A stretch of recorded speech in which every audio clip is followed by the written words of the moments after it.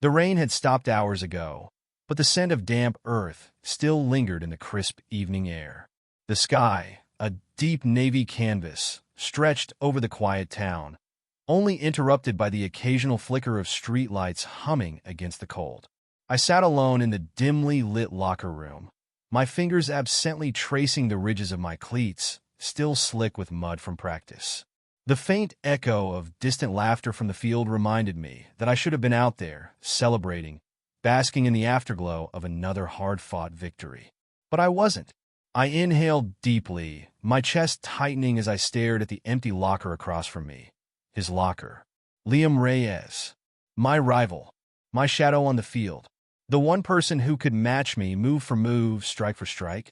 We were always at odds, pushing, testing, daring each other to be better. Coach called it healthy competition. The team fed off the rivalry, laughing as we exchanged sharp words, always just shy of a fight. But lately it had felt different. More intense. More personal. I kicked off my cleats, the dull thud against the wooden bench breaking the silence. The tension had been growing for weeks, bubbling under the surface of every game, every lingering glance, every accidental brush of shoulders in the cramped locker room. I told myself it was nothing, just the high of competition, the need to dominate, to prove myself. Then why did my stomach twist every time his eyes locked with mine? A sudden noise, faint, deliberate, sent a shiver down my spine. The sound of a locker creaking open, slow and hesitant. I wasn't alone. I turned, my pulse quickening, my breath catching in my throat. There he was. Liam stood at the entrance, his damp jersey clinging to his frame, dark hair falling messily over his forehead.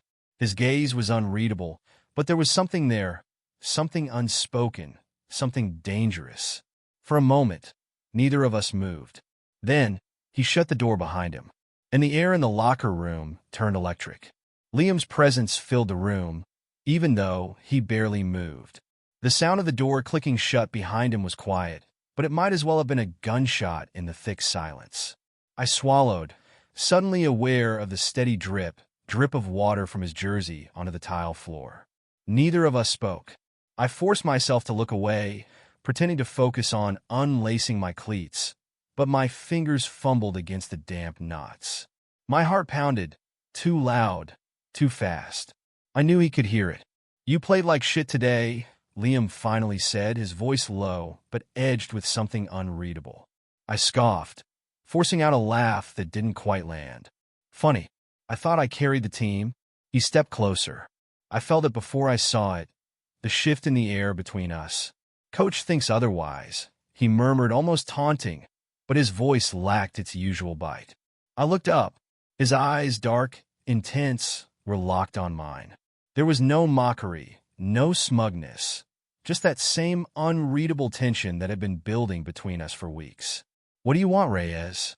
I asked, my voice coming out rougher than I intended. His jaw clenched. "I don't know," he admitted. That was new. Liam Reyes never admitted uncertainty. He was always sure, always confident, always right.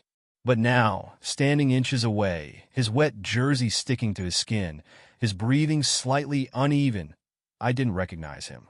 And maybe I didn't recognize myself either. I should have said something, cracked a joke, thrown a jab at him. Anything to cut through the thick, suffocating air between us. Instead, I just stared, my throat dry, my fingers gripping the bench so tightly my knuckles turned white.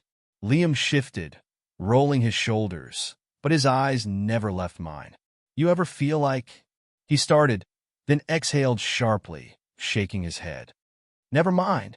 I should have let it go. I should have ignored the way his voice wavered, the way his hands curled in a fist like he was holding something back. But I didn't. "Liam," I said, his name tasting strange on my tongue. He stiffened. "Just say it." A beat of silence. Then, "Do you ever think about what it would be like if we weren't like this?" His words hung in the air, heavy, dangerous. "Like this. Like rivals. Like enemies. Like two people constantly on the verge of tearing each other apart. On the field, in the locker room, in our own heads." I didn't answer, but he must have seen something in my face because he stepped closer, the space between us vanishing. His scent rained sweat, something unmistakably him, wrapped around me, making it impossible to think straight. My breath hitched. This wasn't normal. This wasn't how rivals acted. But maybe we were never really rivals to begin with. Liam's gaze flickered down, just for a second. Just enough to make my stomach twist. Just enough to send a dangerous thought spiraling through my mind. He wanted something. I wasn't sure if I wanted to give it to him or run. "You should go," I said, but the words were weak, hollow. Liam didn't move. "Tell me to," he said quietly. I opened my mouth, but nothing came out. His eyes burned into mine, daring me to say it, to push him away, to pretend this wasn't happening. But I couldn't, because I didn't want him to go. The weight of that realization crashed into me like a freight train. I felt it before I saw it. Liam reaching out, his fingers brushing my wrist, barely a touch, but enough to make my skin tingle. A shiver ran through me, and I hated how much I liked it. "You piss me off," I muttered, my voice unsteady. Liam huffed out a short laugh, shaking his head. "Yeah, you piss me off too.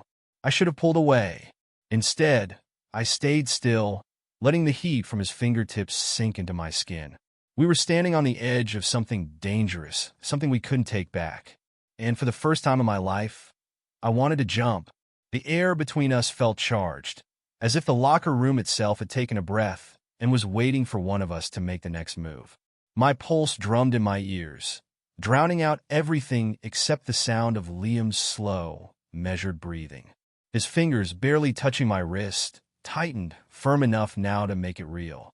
I should have pulled away. I should have said something sharp, something dismissive to break the moment. But I didn't. I just stared at him, trapped in the intensity of his gaze, in the weight of something unspoken pressing down on both of us. Liam's Adam's apple bobbed as he swallowed. His lips parted slightly, as if he was about to say something, but no words came. Instead, he moved closer. Not much, just a fraction, just enough that I could feel the heat radiating off of him. Just enough that I could see the hesitation in his eyes, the quiet storm brewing behind them. And I hated that I wanted him to close the space between us. The moment stretched, elongated, became something neither of us could ignore. Then, suddenly, a noise. A sharp clatter from outside the locker room. A door slamming shut. We both jolted, the spell breaking instantly. Liam took a step back, running a hand through his damp hair, his chest rising and falling unevenly. His expression was unreadable, his jaw clenched so tightly I could see the flicker of tension there. I exhaled shakily, my mind scrambling to make sense of what had just happened. What had almost happened? "This is messed up," Liam muttered, his voice rough, more to himself than to me. I should have agreed. I should have laughed it off, called him an idiot, turned this into some kind of joke. But the words got stuck in my throat. Liam paced, his hands on his hips, shaking his head like he was trying to clear his thoughts. I had never seen him like this, unsteady, uncertain. "I can't," he started, then stopped, his gaze flickering back to mine. His eyes searched my face, looking for something. I had no idea what he found. For a moment, I thought he was going to leave, just grab his bag, shove past me, and walk out like none of this had ever happened, like none of it meant anything. But he didn't. Instead, he stepped forward again, closing the distance between us in one quick, reckless move. I barely had time to react before I felt it. His fingers curling around the back of my neck, his grip firm but hesitant. My breath caught in my throat. His forehead brushed against mine, and I felt him exhale, shaky, uneven. "This is insane," he whispered. My hands were at my sides, useless, shaking. I should have shoved him away. I should have told him he was right. Instead, I let my eyes close, just for a second, just long enough to let myself feel it. The warmth of him. The tension coiled between us so tight it was ready to snap. The fact that if I moved even an inch closer, there would be no taking it back. Liam's fingers twitched against my skin, his breath fanning across my cheek. His grip on the back of my neck tightened, like he was steadying himself. Then, footsteps. Loud. Approaching. We sprang apart so fast it was like we had been burned.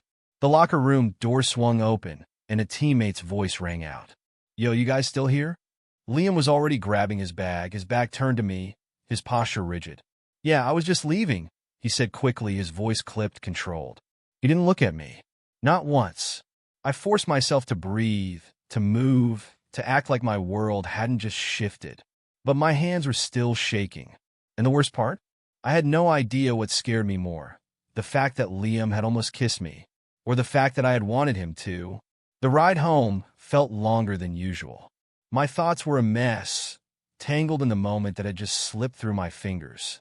I gripped the steering wheel tighter, trying to focus on the road, on anything that wasn't Liam, wasn't the way he had looked at me, wasn't the way I had needed him to close that last inch of space. But it was impossible.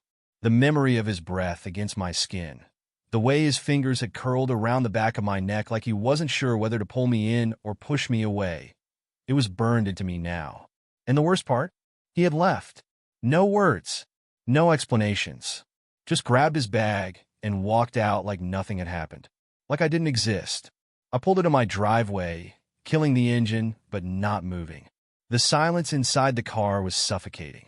My hands still felt clammy, my heartbeat still erratic. I let my head fall back against the seat and exhaled sharply. What the hell was that? I didn't know how to answer that question. All I knew was that tomorrow, I'd have to see Liam again. And I had no idea how I was supposed to act like everything was normal. The next day at practice, I felt him before I saw him. Liam was already on the field when I arrived, stretching near the goalpost, looking as calm as ever. My stomach twisted, my pulse spiking at the sight of him. I waited for him to look up, to acknowledge me, to do something, but he didn't. He just kept stretching, talking to one of our teammates like yesterday hadn't happened. Like I wasn't standing here, waiting for him to give me a sign. Anger sparked inside me. I marched onto the field, throwing my bag down harder than necessary. Liam didn't flinch, didn't glance my way, just kept talking, laughing even, like nothing had changed, like I wasn't losing my mind. Coach called for warm-ups, and I forced myself to focus, to ignore the burning frustration clawing at my chest. But every time Liam ran past me, every time his arm brushed against mine, every time I caught the faintest whiff of his shampoo, it was like last night was replaying in my head. And I hated that he wasn't affected. I hated that I was drills past in a blur, my movements more aggressive than necessary. I tackled harder, ran faster, played like I had something to prove. Liam must have noticed. During a water break, he finally turned to me, brows furrowed. "You good?" I wiped sweat from my forehead, glaring at him. "Are you?" His jaw tensed. "I don't know what you mean." I let out a sharp laugh, shaking my head. "Right? Of course you don't." Liam hesitated, his fingers tightening around his water bottle. I waited for him to say something, anything, but he just exhaled and looked away. Like a coward. Like someone who regretted last night. And maybe that stung more than anything else. Because I didn't. After practice, I lingered in the locker room longer than I needed to, hoping, stupidly, that Liam would stay behind. That we'd finally talk. That he'd tell me what the hell was going on in his head. But he didn't. By the time I finished tying my shoes, his locker was already empty. He was gone. And the silence left in his wake was unbearable. I told myself I wouldn't think about him. That if he wanted to pretend last night never happened, then fine. I could do the same. But it was a lie. I felt it in the way my stomach twisted every time I saw him across the field, in the way my pulse quickened every time he got too close. I felt it in the empty locker room, in the silence he left behind. And, most of all, I felt it when I was alone. At night, when everything was quiet, when my thoughts had nowhere to run. I replayed it. His touch, the weight of his breath against my skin, the way he had looked at me like he was about to jump off a cliff and take me with him. And then he ran. The next few days were a blur of avoidance. Liam acted like nothing had changed, like we were still just rivals pushing each other on the field, like he didn't remember the way he had almost kissed me in the empty locker room. But I saw the cracks. The way his hands clenched into fists when our shoulders brushed. The way his gaze flickered to mine when he thought I wasn't looking. The way his jaw tensed whenever I got too close, like he was fighting something bigger than either of us. I was sick of it. I was sick of the pretending, the silence, the way he was trying to erase something we both knew was real. So when I found him alone after practice, leaning against his car, scrolling through his phone like he didn't have a care in the world, I snapped. "You gonna run forever?" I asked, my voice sharp, controlled. Liam stiffened. His grip on his phone tightened before he finally looked up. His expression was unreadable. "I don't know what you're talking about." I stepped closer. "Bullshit." His jaw tightened, his eyes darkening. "Drop it." "No." The word hung between us, heavier than it should have been. I expected him to argue, to throw out some half-assed excuse, to keep pretending. But he didn't. Instead, he let out a sharp breath, rubbing a hand over his face before meeting my gaze. And what I saw there made my chest tighten. Fear. Not of me, not of what had almost happened, but of what it meant. "I can't do this," he said, voice barely above a whisper. My stomach clenched. "Why not?" His eyes flickered. Hesitation, conflict, something raw flashing behind them before he turned away, shaking his head. "Because if I start, I don't think I'll stop." Silence. My heart pounded. His knuckles were white where he gripped his phone. Then, before I could say another word, he shoved his keys into his pocket and walked away. Again, leaving me standing there, breathless, wanting more.